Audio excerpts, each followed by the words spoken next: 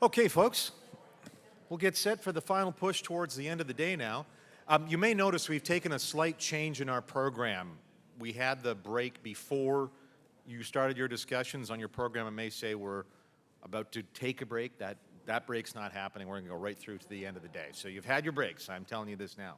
Okay, so we're going to spend the next 15 minutes. We're not going to get through all the tables, I don't think, again. So I have randomly picked some table numbers from tables 4 to 12, I think, who do not participate. Is there a table 13? I don't think there is, right? Okay, well, anyways, 13's not there. 4 to 12, and we'll get to some of the tables, or as many as we can, and then we're going to break for our sort of final, from there to our final plenary.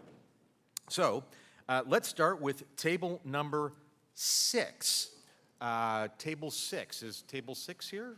Put your hand up so we make sure we get the microphone. Great. It's coming over right now. And tell us about yourself and the questions you got asked and your answers. Hi, my name is Tim Penner. I'm, I guess, in terms of the industrial use of the internet, I'm molecular in size, but I have a lot of interest in what's going on here today. So our team addressed these 3 questions, and I'm going to go through them quickly so we can leave room for others. So the first one, quickly, what stood out for you? Well, there were a couple of things in particular. First of all, inequality of standards across countries, standards of all kinds, whether they're kinds of content, technological standards. Sorry, across all countries, you said? Countries, yes. Yes, okay, yes. great. But, standards of all kinds, too. So all kinds of things are wrong. Another thing, too, is what stood out is the disparity in Canada of the city and rural access to the internet. So there's this terrible problem that we seem to have, whereas you can get a gigabit at the Toronto Harbor, and we can't get 2 megabits in Greeley.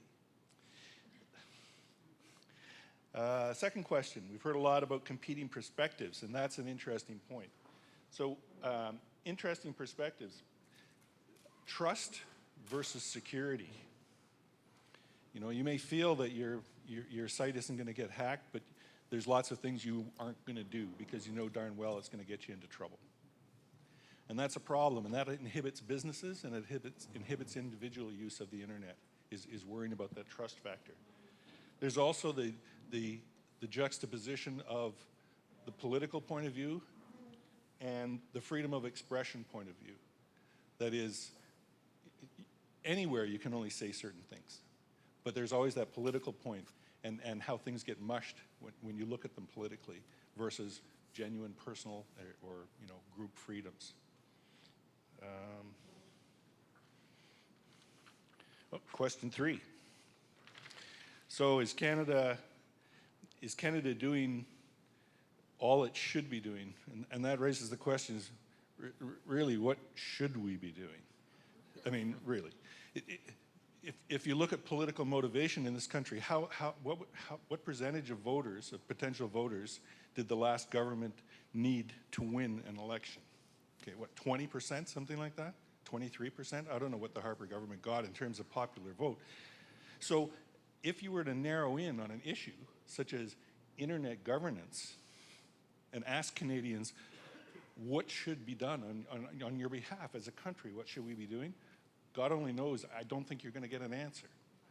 But what we could be doing, what we believe could be doing, is more in the ways of education about the internet itself, about the whole thing, about being an internet citizen, about being businesses on the internet, protecting yourselves, understanding what happens when you're doing things on the internet, and being aware of that whole, not just the technical milieu, but the social milieu, the political milieus that you dig into when you start doing things that are of any consequence on the internet. Another one is just, again, beyond basic knowledge, is general awareness of what it is you're doing. You know, how kids will throw anything onto the internet. It's crazy what they do on Facebook. And how could that have ever happened? And I'll throw in my opinion here, is it comes from a philosophy that we just generally feel that we should be able to set up neighborhoods with no locks on the doors. You know, we all build cabins along the dirt road, and we all leave each other alone when we close the door. And we can't get used to the idea that there are people out there who think this is crazy and they're going to come and break in anytime they like. So we set up our networks that way. Microsoft was built around a completely open, unrestricted network. And that whole idea is just spread across the world. And we have taken it up and just accepted it. It seems crazy. And then more real competition in the internet. We've got how many suppliers in Ottawa? 2, 3, internet access. These people own us. And when you consider the depth and the importance of what's going on the internet and what it means to us socially and economically and politically, we're beholden to what, 3 companies? That's mad. It's absolutely mad. So Canada, in its leadership role, should be an exemplar of how to deal with those things, so that when we go and we meet with people internationally, we can say, not only do we suggest this, but here we are the example of why this is meaningful and important to do a good job of. So. All right, thanks, Tim. Tim, did you say you're from Greeley? Is that where you said? Like Ottawa, like just, is that where you said? I'm going to diverse with an anecdote. It goes to what you said. Does anybody know a guy named Roy Brister? Runs an insurance business in the Ottawa Valley. Roy Brister wanted to connect by wireless data link his small valley offices in Cardinal, Morrisburg, a couple other small towns in the Ottawa Valley, and he only had 2 providers who could offer him that service, who wanted to charge his small business literally thousands of dollars a month for a very plain vanilla 1-2 megabyte sort of connection. Roy, the insurance broker, climbed on top of towers with stuff and built his own wireless network to connect these things at the cost of about $85 a month. Drop a backhaul from Cardinal or something. That's doing it yourself. That's the Ottawa Valley style, and that's what some Canadians do when faced with no competition in terms of suppliers. Turns out Bell and other suppliers quickly found a way to provide that service that Mr. Brister, the insurance guy, wanted very quickly. I just sort of interrupt with that. I think that's one of my favorite anecdotes, the insurance broker climbing telephone poles with wireless gear. Sorry, I'm going to now call on table number 10. Table number 10, put your hand up so our microphone can come. There we go, table number 10 is right down front.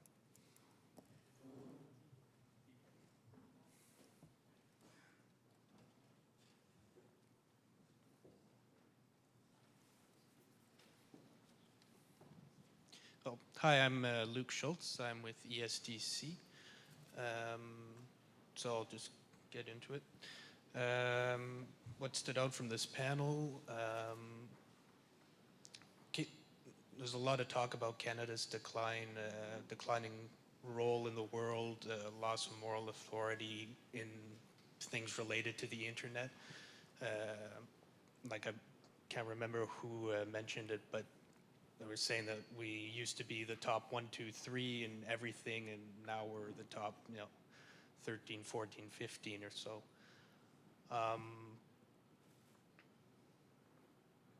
There's the loss of internet capacity to big corporations. Not sure what that is.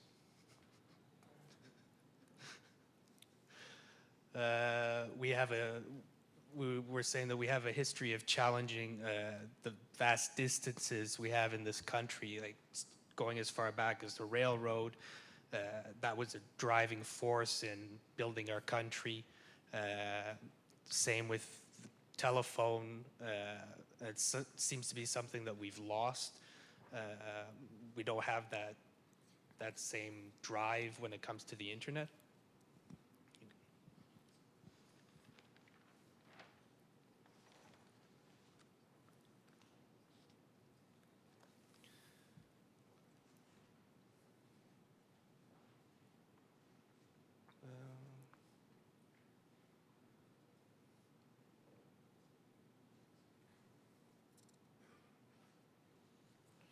Okay, if there's any contradictions inherent, there's the political versus economic conflict. And there's the whole idea of monopolies and oligopolies versus innovation, fragmentation, and competition. Then number 3, is Canada doing enough? Well, we all seem to think that we're not. We need more government support to businesses to create leaders in the field. CIRA's role could be amplified even more.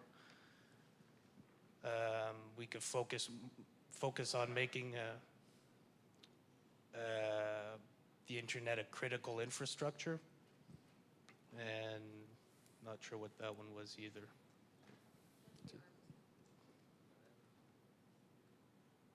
We're done. All right, thank you, Lou. That's great. And again, we've got folks making notations. It's going to be all part of the CIRA's record for this. The next number I drew was number 11, which I assume is next door, table 11. Is there a table 11? Yes, it is. There we are, table 11.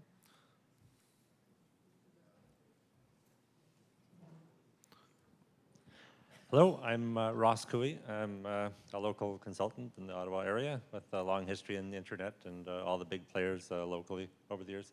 Discussion number 2, we picked out. Discussion number 2. We picked out a couple of points, or 6 points here of items that stood out from the panel discussion.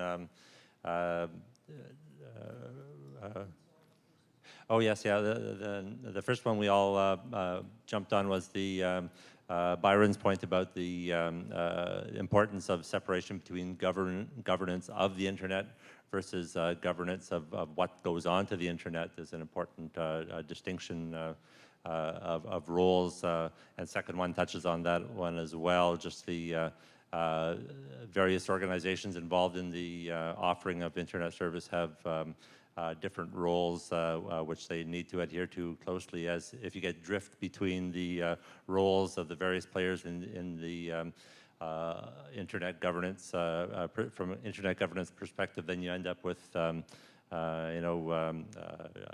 diminished clarity in the performance of their duties. We also highlighted whether the goals are too soft. There was the discussion around the Canada 150 program and the 5 meg service as some sort of a stretch goal for the internet across Canada, and there was general agreement that the goals need to reach more.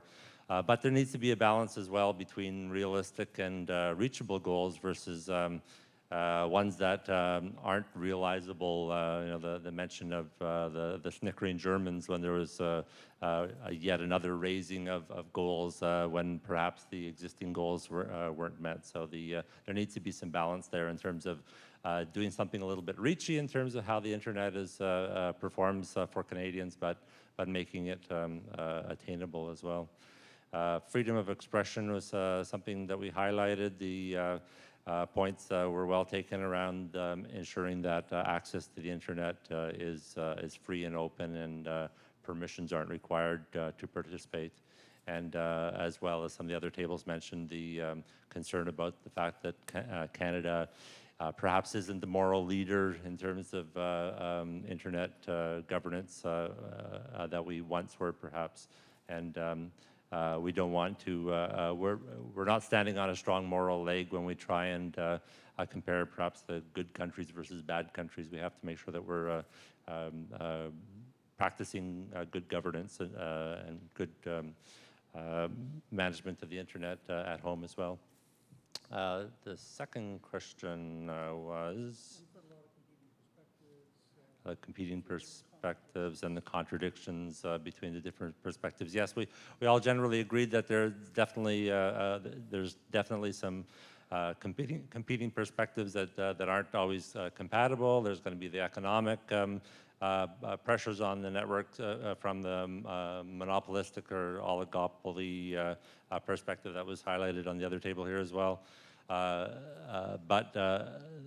Given that the governments are gradually withdrawing and more powerful players from a business perspective may be exerting influence, we're concerned about the ability to preserve freedoms and achieve some balance, I guess, in terms of all the things we want to do with our networks.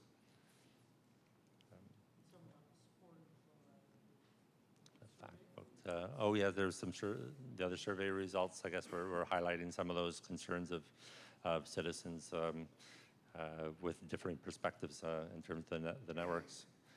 And finally, the Canadian role. Are we doing enough? Well, we're generally in some agreement that we're not doing enough as a state. Highlighting some of the panel members' comments regarding the technical level contributions. We've been perhaps sliding on those. We highlighted education as well as a topic.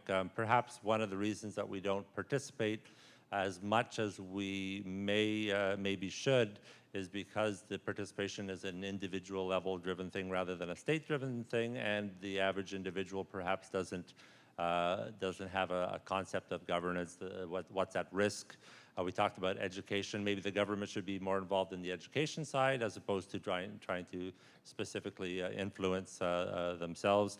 If we can educate the average internet user as to some of the potential downsides of a failed governance situation, perhaps that will motivate more people to get involved to exert influence on the way that the internet evolves in the future. Does that cover pretty much? Yeah, so yeah, resource levels within the government perhaps aren't meeting the demand. There's a handful of people here and there within the government. We heard some commentary regarding the political level as well, and to wave a little bit of concern about the political layer that overlaps all this, as we see concern in the media and among many of us around the room, I think, about how the government tends to undermine, the political level of the government is undermining the science-based thrust within the government and evidence-based research within the government, within society, perhaps. That's reflected in the lack of government willpower in terms of focusing on some of these critical issues. That's it. All right, well, thank you, Ross. That's great. Lots of good stuff there. I'm going to try and squeeze in one more table, just if we can. Table 5 was the next in my lottery number. Is table 5, which end of the room would that be? Put your hand up. There we are, okay. All you other tables, sorry, your number goes back into the bingo lottery for the big grand prize at the end of the day. Table 5. All right, hello, my name is Christiane Roy. I'm with the Department of Foreign Affairs, Trade and Development, and I'll be heading out to Geneva next summer covering internet governance and cybersecurity issues. So looking at question 1, what the things that most struck us is that, well, the importance of freedom of expression, which was stressed a lot during both the keynote address and the discussion with the panel. The meshing of on internet, governance off, governance on internet and governance of internet. That's a catchy one. So we also noted that as a bit of a striking one. The other thing that struck us was the sort of the involvement of Canadians in all facets of internet governance. That you had people involved in the architecture, the licensing, and also the state involved in other things as well. So there were people that were doing the whole spectrum of internet activities that were from Canada, not necessarily Canadian government, but they were from Canada, and that was a way that Canada was influencing the discussions on the future of internet governance.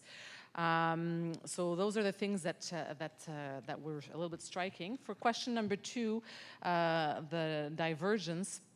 Well, like many others have noticed, we noted the contradictions between, the desire of business versus our need for privacy, the need for privacy and the desire for freedom of expression. But, noting that this is, as was noted by Daniel Jean, this is not the exclusive domain of the internet. This is a concern that we'll have throughout all of our lives. He was talking specifically about the analog system, but it happens everywhere. And then also the contradiction between freedom of expression and the possibility of offending other cultures halfway around the world because of this openness of the internet. So those were sort of the main contradictions that we took note of. And finally, Canada's role, well, our table as well wished for a greater role for Canada. There's a sense that perhaps the internet right now is functioning. It's not broken, and as such, we're not perhaps capturing the attention of our political leaders in that respect. So it's not high on the radar. Perhaps it should be a little bit more. And if it was, then you would have perhaps more engagement and more funding for education and for all of those other things that were highlighted by the other tables. And we also wished for perhaps a more activist role for Canada as a government when going to these other fora, either at the ITU or at UNESCO or in Human Rights Forum, to remind those other states which we believe are perhaps not as like-minded as we are, that all of those international standards of human rights, freedom of expression, they also must apply to the internet. Internet is not something that is separate, and those fundamental rights need to be applied in the internet sector as well. So yeah, a more activist road for Canada is what we wished for, basically. And that's it. Thank you. Okay, well, that's great. That's a good to wrap with that. Thank you very much. Good stuff. This morning, you will recall that Byron asked you all to sort of, in your discussions, individually, all the chat we've had, to consider a couple of questions over the course of the day. And I want to see if we just use the last, 10 or 15 minutes before we call Byron back up to maybe kick around some of those questions. I'm going to put two to you. Address either one and put your hand up, and maybe a microphone can come over as we try and get some thinking. And remember, we're trying to help Sarah out and, of course, help out our internet here in Canada. Two questions. First of all, as you probably got the gist, one of the key issues is, as we move forward with new governance ideas and reforming international governance, multi-stakeholder approach, is that effective? Should it be enhanced? Or do we mean more nation to nation, as I think I used the phrase, the UN of the internet? Anybody got thoughts on that? And two, here's the other one. What Canadian organizations have had, could have, a credible voice advancing ideas around governance? I just popped up Canary's website. Canary is one of my favorite organizations. More for them as we talk about R&D and getting stakeholders involved. How's CIRA doing? Our institutions for governance, are they working? So anybody want to jump in on either one of those questions? All right, at the back, the woman right beside the camera. Here comes the microphone. Because we're recording all of this, because our grandchildren will want to listen to this one day about how we changed the internet forever. Go ahead. Okay, I'm sure they will just be dying to hear all of this. They will have figured it all out before we're done. Really, I think your two questions are really related. My name's Marita Mall, by the way. I'm here with representing Telecommunities Canada, which is really an alliance of community groups that are offering community access to the internet, both at public access sites and through free nets. And so these are people who are really working on the ground and working as civil society members and are very concerned about this stuff. I think what I've learned here is that the multi-stakeholder model, which I came in here this morning thinking, yeah, that's great. I really like that word. I really like the way it sounds, that everybody's going to be included. And so I've learned that, there are problems and issues with that, and that it is very, very complex. One of the biggest things is the difference in the levels of power of different people who might be in this multi-stakeholder model. And so, although the international community really has to work this out, I think it would be a nice idea if within the country we tried to work out some processes and structures that people felt comfortable with as a quote-unquote multi-stakeholder model, whatever you want to call it, right? So let's just try to figure it out. Let's see how this works in the country and see, we've heard how complex it is, that, is contextual, and for different issues, you need different groups of people. So let's try it. I think this is kind of CIRA is making some attempts at that, but maybe we can formally say we're trying to work out what multi-stakeholder model really means for us and who needs to be included. And let me ask you this one more, Marie. Is it important that a government leads that initiative, or is it important that somebody else, a stakeholder, a community group, a research group, an NGO, you name it? What's your thoughts on that, on maybe who wants to lead that, to get that discussion going? Well, there are only certain people who can actually lead it, because there's only certain people who have resources are able to do that sort of thing. You know, community groups need to be part of the discussion, but they can't put that together. They don't have the resources to do it. Governments, large groups that have the funding and that have an interest and have a mandate to do that sort of thing need to be the leaders. Okay, well, thank you for your contribution. Somebody else? Okay, well, the microphone's right there, just right beside. Jean-Francois, I think it was it not? Yes. I will disagree with Marita. Very good. And the reason I think the multi-stakeholder, why it's important, is you can't leave one type of person, namely a politician, the power to decide the agenda. And by this, I mean, for instance, a politician deciding we're going to censor the internet, we're going to block any domain name that has the word SEX in it. You need to have the geeks involved at the same level to tell the politicians you can't do that at the technical level because people will just bypass it and so on and so forth. It's only when you have a multi-stakeholder approach that you can have that balance of interests represented, because politicians don't necessarily represent the proper interest. They don't represent the technical interest. They don't represent the interests of the network providers and so on and so forth. So I think the multi-stakeholder is important at that level. All right, thank you for your contribution. Others, anybody who wants to, right in front of you? There we go. From Greeley or whatever it was. Sorry, I could miss it there, yes? So I'd just like to comment on that last question you asked Marita, is who is qualified to lead? Who's going to take it up? Who's going to take it up? And I can't imagine in Canada a better organization than CIRA. But has anybody ever heard of CIRA? Just, well, I got a .ca, so I've heard of them. I get some email from them. Yeah, You're right. exactly. And that's when I first heard of CIRA, when I had to fill in these horrible forms, right? And change my ownership. And then I get emails from CIRA inviting me to join conferences and come here, okay? But I can truthfully say that never, ever once have I ever heard CIRA uttered in the media, period.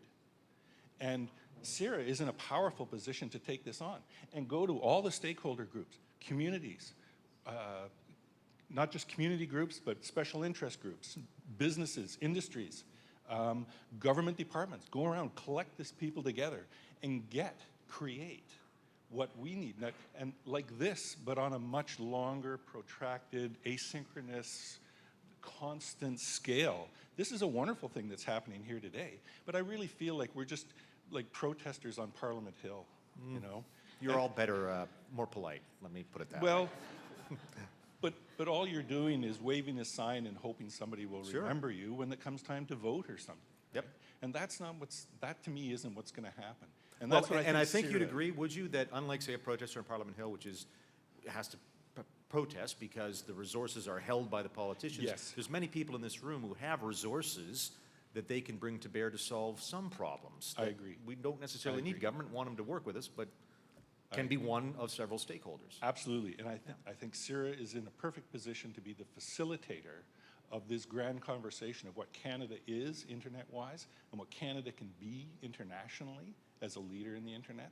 And I believe CIRA is somehow just not doing that. All right, so Byron, you've got a marketing issue in front of you. All right, thank you. That's a great contribution. Some other people who want to chip in? Yep, right there. Just hold on for the microphone so we can get Sorry. you to say no problem. Okay, my name is Michael Pastian here. I'm in Ottawa. I'm kind of a marketing guy to some and other things. But anyways, I've mentioned in the past that I felt that CIRA could use a more dynamic logo. So the .ca is nice. I like the little dot.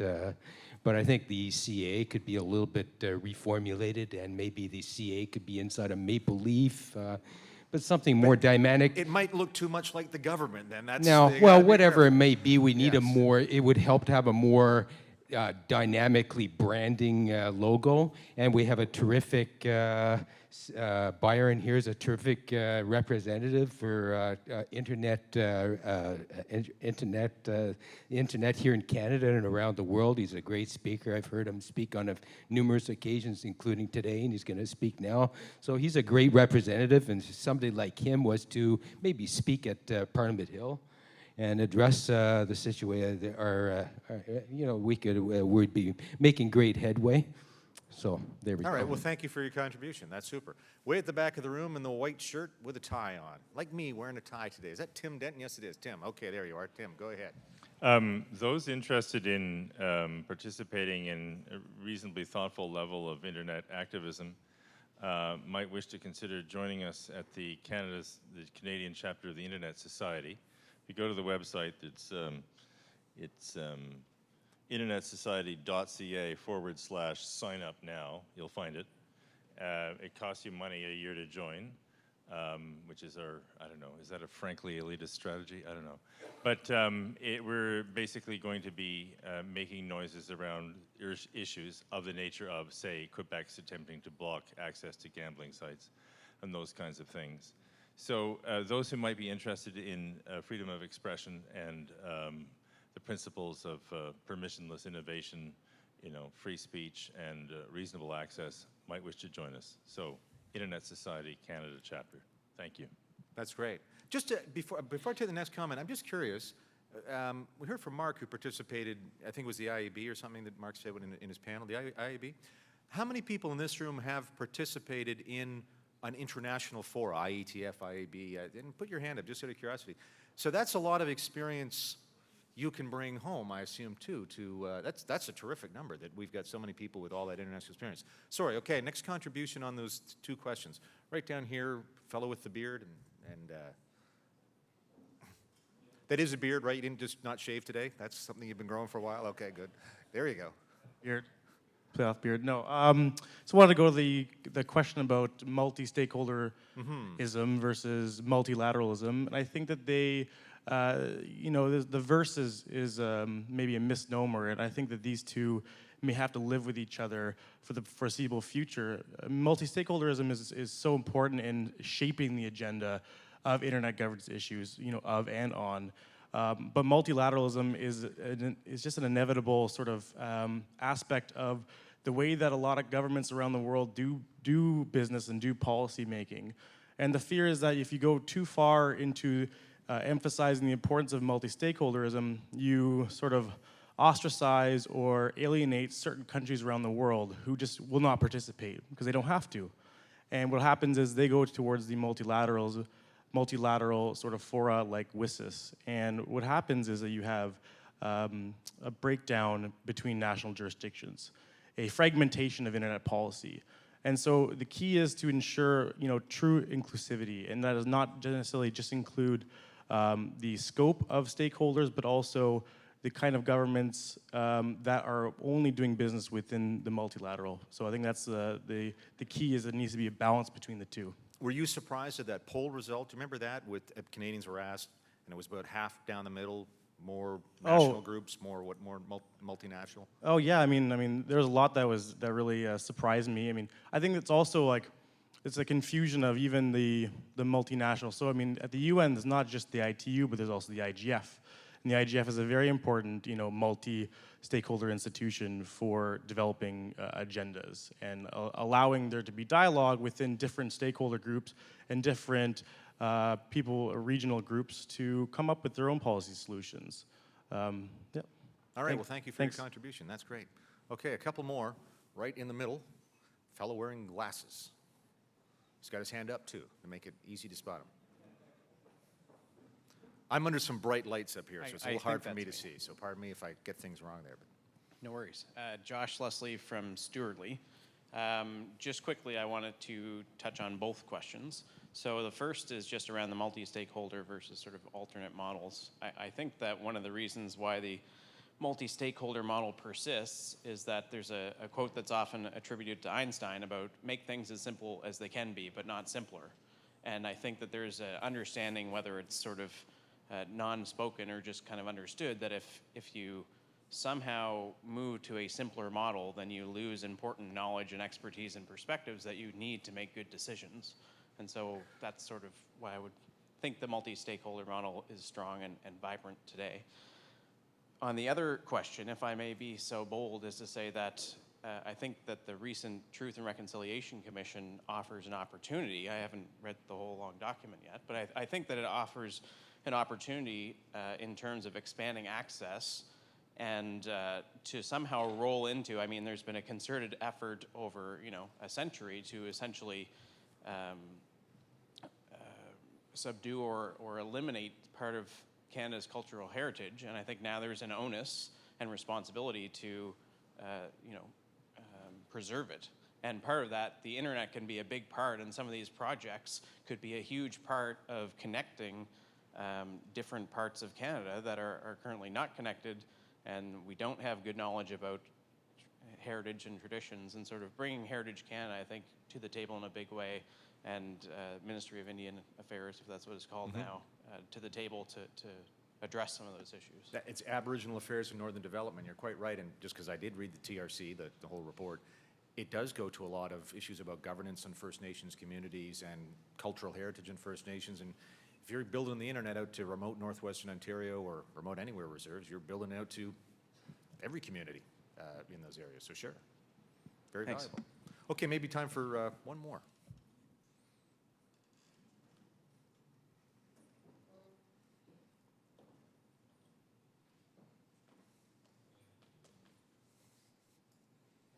Is working yet? There it is. Okay. Pardon my back to you, but I'll speak this way. Yes, please do. My name's Stephanie Perrin. I spend a lot of my time volunteering at ICANN these days for civil society. Basically, my interest is privacy.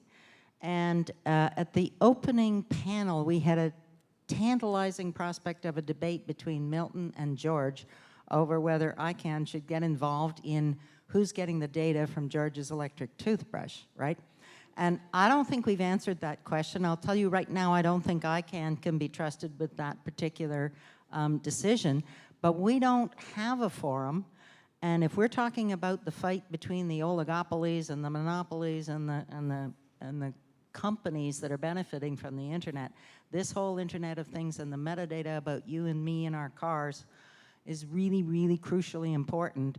It can be settled partially in the engineering fora by the way these things are designed and the standards, and some of us try to infiltrate the standards for us so that we can influence it, but this is a big issue, and we certainly don't want an outfit like the ITU deciding that surveillance is good and let's make sure all of these standards are capable of doing all these things. So I just want to put that out there for debate.